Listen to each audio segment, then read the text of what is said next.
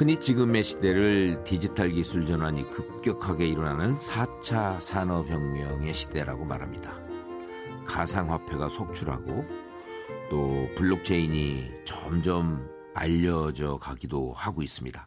4차 혁명 시대의 핵심 기술은 무엇인지, 우리가 어떻게 대처하며 살아가야 하는지, 오늘 이런 사람 또 없습니다에서는 박형주 아주대 수학과 석좌 교수와 이야기 함께 나눠보겠습니다. 안녕하세요, 교수님. 네, 안녕하세요. 예, 반갑습니다. 네, 반갑습니다. 지금은 이제 디지털 기술 전환이 급격하게 일어나는 4차 혁명 시대다라고 제가 아까 말씀을 드렸는데, 이 제가 지금 맞는 말 한 건가요? 네. 뭐 이제는 많은 분들이 다 친숙하죠. 네. 근데 이제 이 역사적으로 이 인간의 의식주에 필요한 것들을 생산해내는 그러한 그 생산의 관점에서 이 생산성이 폭증하는 네 번의 사건이 있었다. 이제 이렇게 네. 말하는 것이죠. 그러니까 뭐 증기기관이 들어오고 뭐 전기를 사용하게 되면서 공장에서 대량 생산이 되고 뭐 이러면서 이제 네. 점점 개선되든 조금씩 나아지고 있던 생산성이 한 번에 그냥 폭증하는 이제 이런 일들이 있었다는 것인데요. 그 네 번째인 지금은 그 직전 3차 산업혁명이라는 게 이제 컴퓨터 등으로 인한 가상 세계가 네. 이제 우리 세계에 들어오는 이런 걸 통해서 계산력이 늘어나고 그러면서 생산성의 폭증이 일어났다는 게 3차 산업혁명인데요. 네. 지금은 이 가상 세계와 실물 세계가 만나기 시작했다. 네. 그러더니 정말 또 다른 생산성의 폭증이 일어나더라. 이제 네. 이렇게 말하고 있죠. 가상과 실물이 만나서 또 다른 폭증이 일어났다. 네. 아, 이거 뭔가 좀 더 잘 떠오르는 것 같습니다. 제가 현재 아주대학교 수학과 석좌 교수님으로 정말 다양한 활동들을 하고 계신데요. 총장님도 하셨다가 네. 다시 석좌 교수님으로 가시면서 요즘 어떻게 지내세요? 네. 이제 대학 총장을 4년 하면서 이제 네. 우리나라의 교육의 문제에 대해서 고등교육뿐만 아니라 초중고 교육까지 이렇게 좀 들여다보고 좀 생각할 기회가 많았어요. 그래서 그 우리나라 교육에 이제 그런 특히 우리가 우리나라 교육을 얘기할 때 항상 따라붙는 몇 가지 수식어가 있잖아요. 뭐 입시 중심의 뭐 단답형 뭐 그런 평가에만 익숙해지고 뭐 이런 것 지금 시대에 정말 필요한 것들은 그 합리적으로 생각하고 사람들의 어떤 그 말하는 것 그럴듯한 말에 휘둘리지 않고 그러니까 독자적으로 생각할 수 있는 그런 어떤 생각의 힘을 키우는 그런 교육이 필요한 시대라는 생각이 들었어요. 그래서 그런 관련된 그런 여러 가지 활동도 하고 강의도 하고 뭐 그러고 있습니다. 네. 네, 생각의 근육을 좀 탄탄히 할 수 있는 그게 어떤 게 있을까요?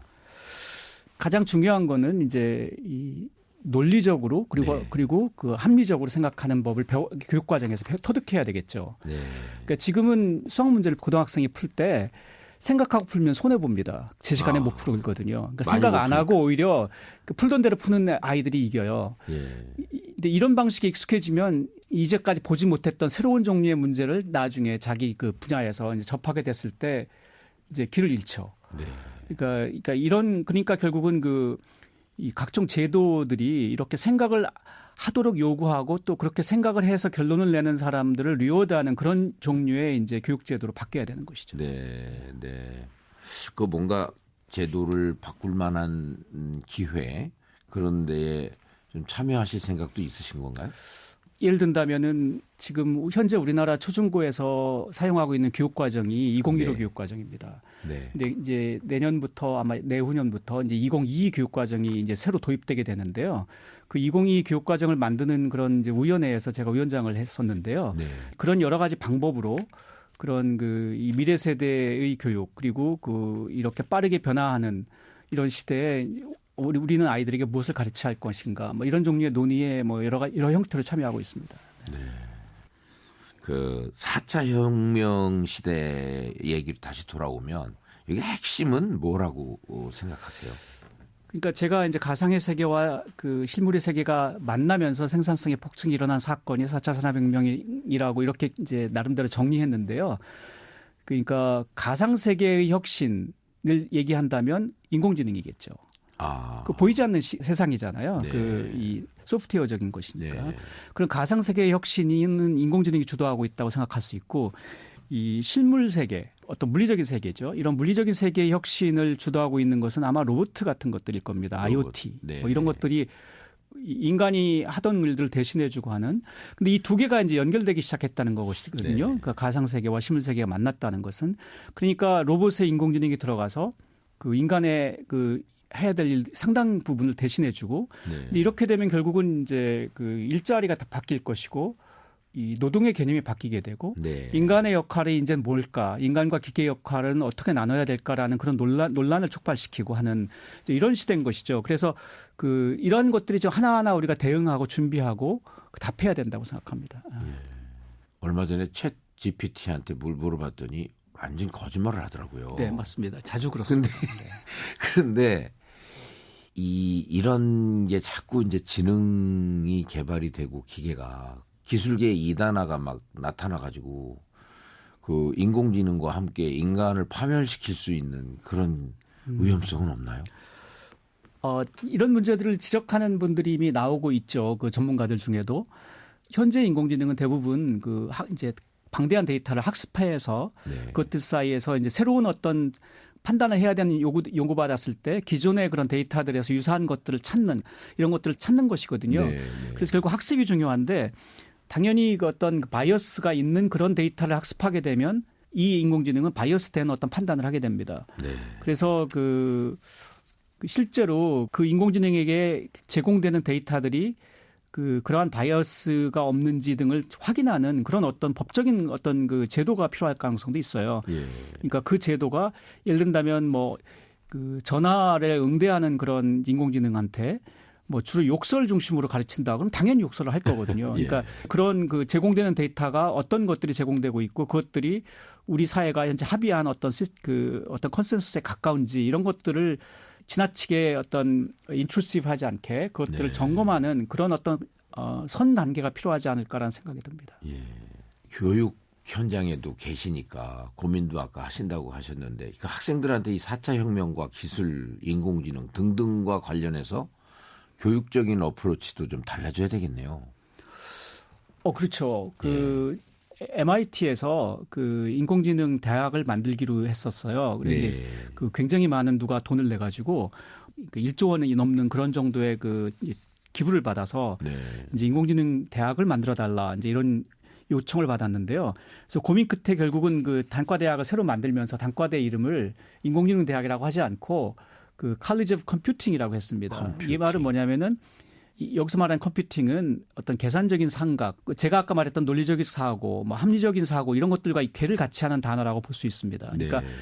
대학에 제가 찾아가서 봤더니 대학의 목표를 자기들은 그러니까 뭐 인문학 분야에서의 인공지능을 활용하는 능력, 뭐 생물학 분야에서 인공지능을 활용하는 능력, 뭐 이런 걸 갖춘 각 분야의 전문가들을 길러내는 것이 자기네 교육의 반 이상의 중심을 두겠다. 뭐 이런 네. 천명을 하고 있어요. 그래서 우리 교육에서 우리가 이 빅데이터를 가르치고 인공지능을 가르친다고 할 때 그게 꼭 그 분야의 전문가들을 길러낸다는 의미가 아니고 네. 이미 MIT가 천명했듯이 자기 분야에서 이러한 새로운 혁신을 활용할 수 있는 그런 어떤 지혜로운 사람들을 기르겠다 이런 것으로 봐야 되거든요. 네. 그래서 지금은 너무 이제 쏠림이 심해서 마치 우리가 이제 인공지능 전문가를 또는 빅데이터 전문가를 기르지 않으면 우리 네. 교육이 실패한 것처럼 생각하는 이게 지금 과도한 지금 약간 그 잘못 방향을 잡지 않았나 생각합니다. 네.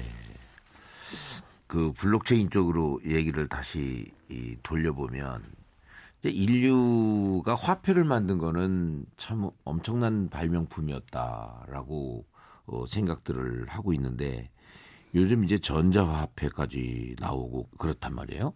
근데 이제 가상화폐 이쪽 화폐 분야에 대해서는 어떤 생각을 갖고 계세요?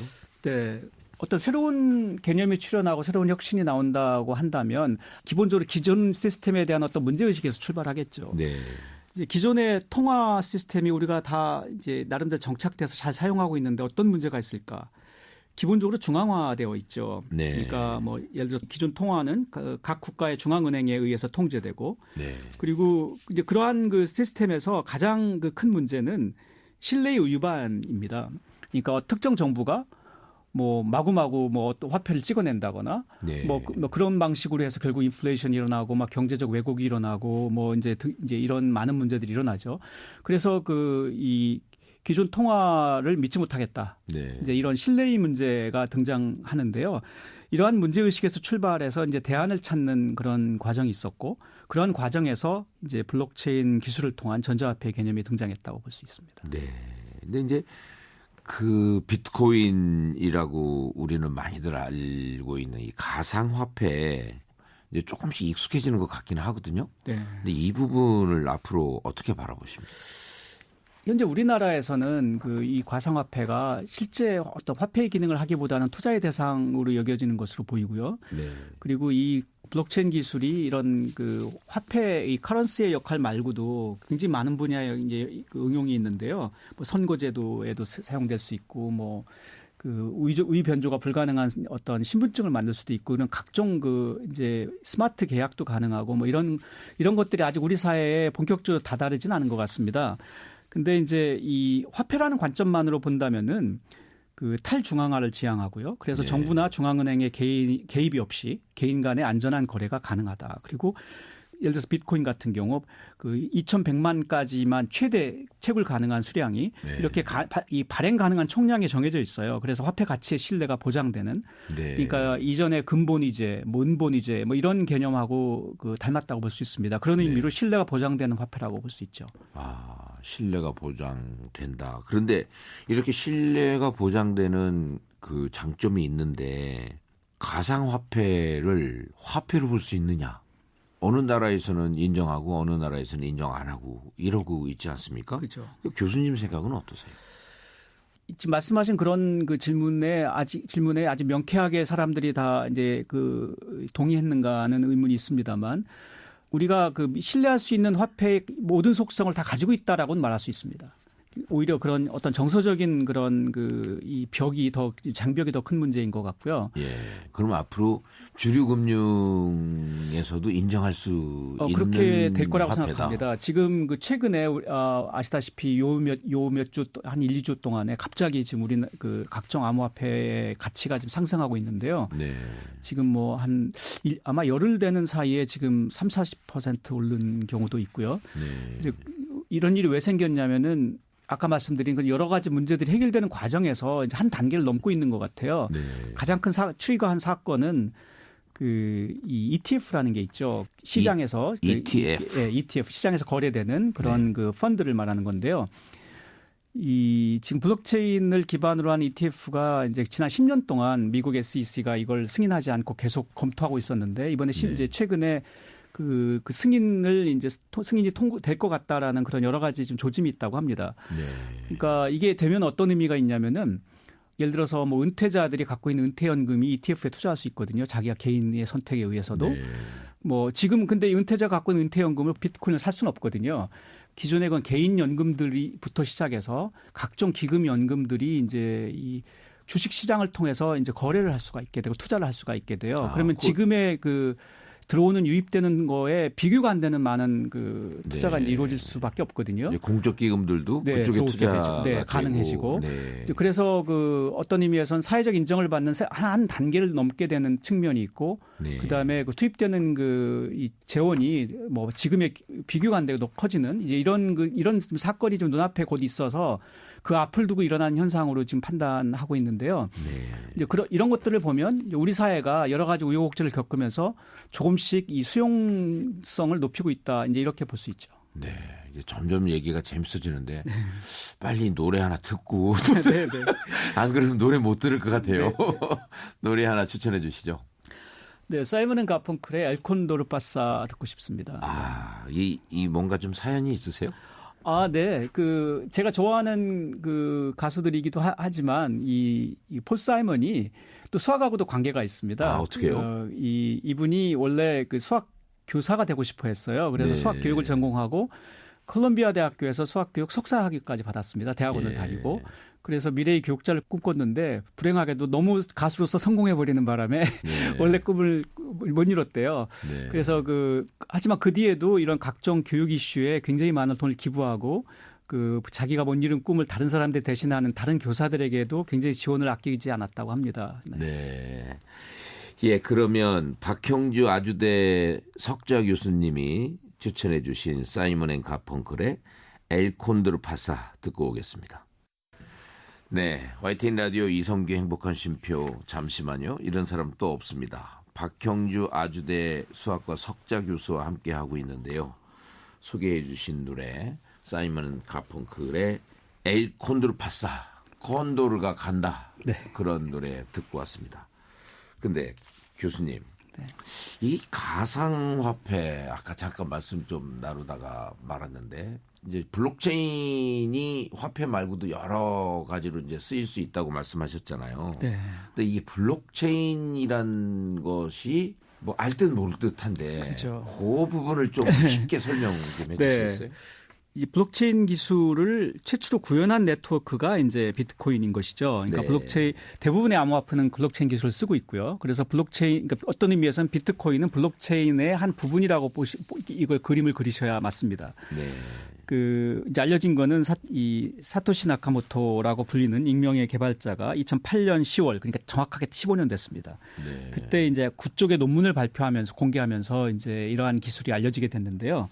실제로 비트코인이 상품으로 개발된 것은 그 3달 뒤인 2009년 1월이고요. 당시에 이미 블록체인의 개념은 그 이전에 이미 있었습니다. 근데 네. 이제 결정적으로 이것이 구현되지 못했던 이유는 그 예를 들어서 제가 은행에 제가 얼마만큼의 돈이 있는데 그 돈을 이제 제가 쓰려고 하는데요. 근데 이게 이제 전자적으로 생각한다면 일종의 그 데이터잖아요. 이 데이터를 복제할 수 있을 거 아니에요. 근데 이 두 개를 만약 동시에 내가 쓴다. 네. 여기다 쓰고 저기다 쓰고 거의 동시에. 그런다고 하면 이게 이중으로 지불될 수 있는 가능성이 생기잖아요. 네.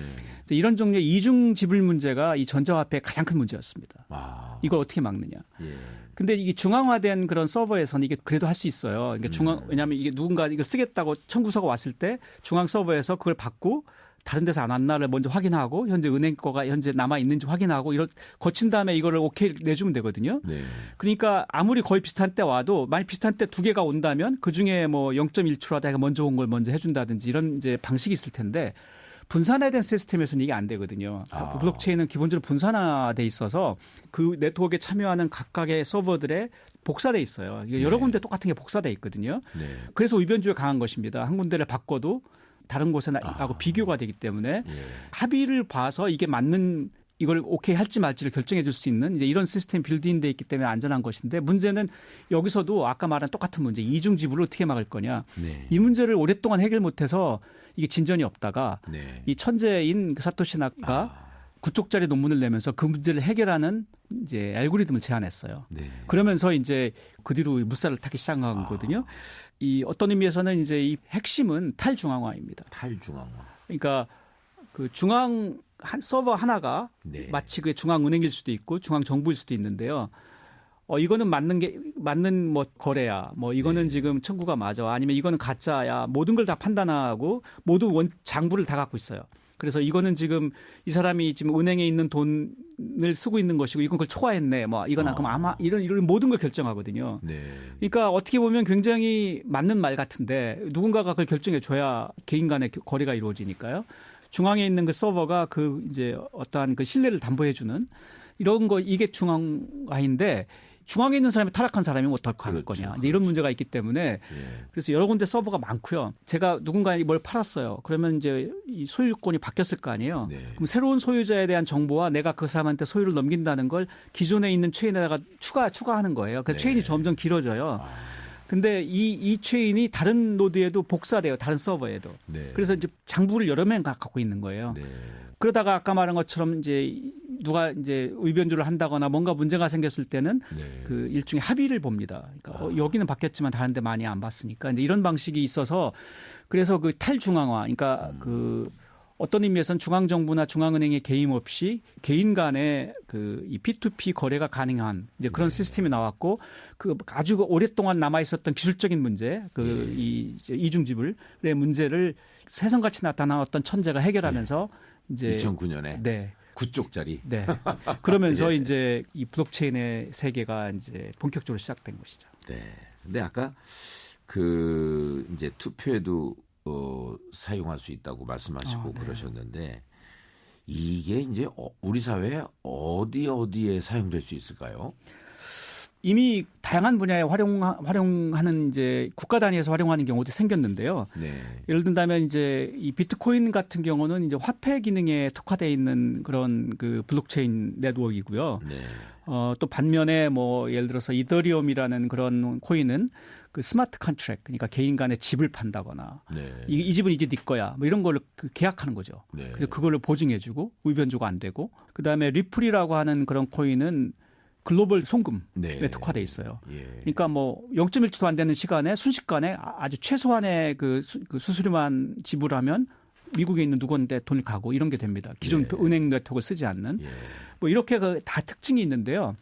그 예를 들어서 혁신 국가라고 불리는 이 에스토니아는 네. 선거 제도에 이걸 쓰고 있습니다. 네. 그 선거를 본인이 투표를 하고 그러면은 이제 익명성이 보장되면서도 여러 곳에 똑같은 게 보관되기 때문에 기록이 계속 남고 그 기록은 의변조가 불가능하고 네. 문제가 생겼어요. 이걸 투표한 사람이 이 사람이 맞는지 아닌지 그걸 또 확인할 수 있습니다. 그게 네. 블록체인의 기본적인 기능이거든요. 네. 공개키 암호 시스템이라는 게 그 안에 들어있어서 그래서 이런 성질을 갖기 때문에 이미 투표에 그래 이거는 의변조가 불가능할 뿐만 아니라 네. 그 개표도 순식간에 이루어지죠. 예. 이런 것들이 이미 그 국가 단위에서 활용하고 있고 또 에스토니아의 경우에는 그 전자신분증도 의변조가 네. 불가능한 전자신분증을 블록체인으로 이미 구현하고 있죠. 그래서 이런 것들이 아직 우리나라가 이러한 새로운 어떤 혁신적인 시도를 충분히 받아들이고 있지 못한 그런 예인 것 같습니다. 복지 영역에서도 블록체인이 활용될 수 있겠죠. 그렇죠. 네. 그 어떤 사람의 이제 뭐 장애 정도부터 시작해서 뭐 네. 그런 것들을 기록하고 이런 것들이 예를 들어서 블록체인화 된다면은 네. 예를 들어서 우리가 뭐 이제 주차를 할 때 지금도 왜 그 장애인을 주차- 위한 그 주차 구역의 예. 등등의 문제도 확인할 수 있거든요. 네. 네. 아까 말씀을 잠깐 하셨는데 이 가상화폐를 포함해서 블록체인이 이 정책적으로 연구가 되려면 각종 그 선행돼야 될 문제점들이 많을 것 같아요. 많은 또 논란이 현재 있죠. 뭐 네. 예를 든다면은 각 국가는 이 화폐 발행이라는 그런 수단을 사용해서 거시경제 정책을 실제로 실행하거든요. 네. 그러니까 뭐 인플레이션에 대한 대처, 그다음에 무역 수지 적자에 대한 대응 이런 많은 문제들을 이런 그 화폐 발행 정책과 연동되어 있는데요. 블록체인의 개념에서는 이런 국가 단위의 그런 그 어떤 개입이 불가능하거든요. 네. 그러니까 지금 현재 그 남미의 엘살바도르 같은 국가가 이미 블록체인을 공식적인 국가 화폐로 그 도입한 국가입니다. 이제 그런 나라도 지금 출현하기 시작했는데 이런 시스템에서는 각 국가의 또는 그 각 정부의 어떤 개입이 없는 글로벌 경제라는 관점 하에서 어떻게 그 국가 단위의 정책을 실행할 것인가라는 어떤 새로운 어떤 화두, 새로운 패러다임이 이제 등장했다고 볼 수 있고요. 네. 이렇게 완전히 시각을 바꿔서 새로운 거시경제 정책을 새로 설계하는 그런 이제 과정이 필요할 것 같고요. 네. 후발국 그러니까 이 선진국의 글로벌한 많은 어떤 자산을 이제 독점하고 있는데 그런 리소스들을 이제 후발국의 관점에서는 국가 간에 동등한 어떤 그 거래가 이제 가능하기 때문에 네. 그 갖는 어떤 장점이 있고 그다음에 이 후발국에서 생기는 어떤 오래된 문제, 그러니까 신뢰의 부족이죠. 그 나라 국가의 경제 시스템에 대한 신뢰의 부족. 그러니까 외부 자본이 들어오기인데 가장 큰 저해물이 그런 것이거든요. 네. 또 이런 걸 블록체인 기술을 사용해서 아까 엘살바도르 같은 그런 다소 극단적인 이제 그런 경우에는 적어도 그 나라의 그 어떤 경제 정책의 불확실성에 대해를 더 이상 이제 의심하지 않거든요. 이제 신뢰를 확보할 수 있는 그런 장점도 있기 때문에 이 각 국가가 이제 채택 여부에 대한 그런 또 고민들도 해야 될 것 같습니다. 예. 밤새 들어도 더 듣고 싶을 것 같은데요. 이런 사람 또 없습니다. 오늘은 박형주 아주대 수학과 석좌 교수 모시고 이야기 나눠봤습니다. 박 교수님 좋은 말씀 대단히 감사합니다. 고맙습니다. 네. 이런 사람 또 없습니다는 YTN 라디오 홈페이지와 유튜브를 통해서 다시 들으실 수 있습니다. 클릭 한 번으로 다양한 병원 의약품 구매를 블루팜 코리아 인공지능 시스템으로 관리까지 쉽게 블루팜 코리아 10만 의료인의 온라인 의학 포털 검색창에 블루팜 코리아 블루팜 코리아를 선택하신 원장님은 진정한 명이십니다.